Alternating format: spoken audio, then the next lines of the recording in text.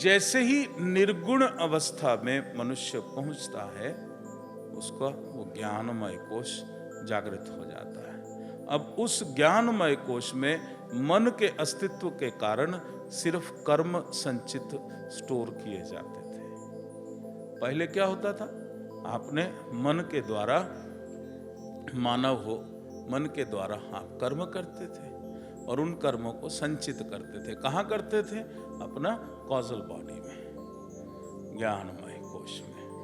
और वही ज्ञानमय कोश में वो संचित कर्म जब जागृत होता था तो प्रारब्ध भोग बन के जीवन में उतरता था और मनुष्य दुख पाता था और अपने दुख के कर्मों को, बुरे कर्मों को वो सच्चा बना करके, सच्चा बोल बोल के वो लोगों को, अपने आप को बुद्धू बनाता था और अपने को सच बताने के लिए लोगों को भी बुद्धू बनाता था। और जैसे ही ये तीनों गुण समाप्त हो गए, वो ज्ञानमय कोश में अवस्थित हो गया, तो परम ज्ञान, जो सत्य का ज्ञान, जिसके लिए तुम बार बार जन्म ले रहे हो, जिसको भगवान कहते हैं कि तुम्हारा जन्म क्यों हुआ है, तुम्हारा जन्म उस परम सत्य को प्राप्त करने के लिए हुआ है।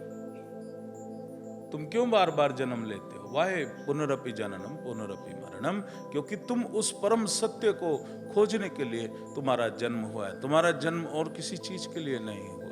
ये तो तुम्हारे एक अनुभव था, एक इच्छा थी, तो तुम ये सब अनुभव कर रहे हो। लेकिन वास्तविक उद्देश्य तुम्हारा जन्म लेने का है कि तुम अपना परम सत्य जो है उसको जान लो।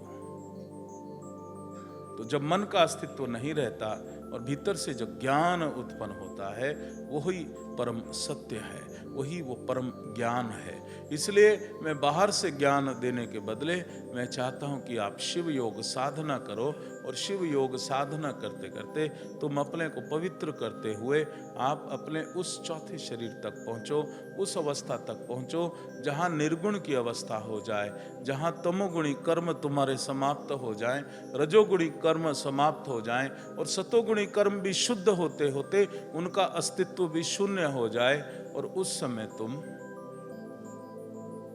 उस परम ज्ञान को प्राप्त कर पाओगे, उस निर्गुण अवस्था को तुम प्राप्त कर पाओगे जीते जी।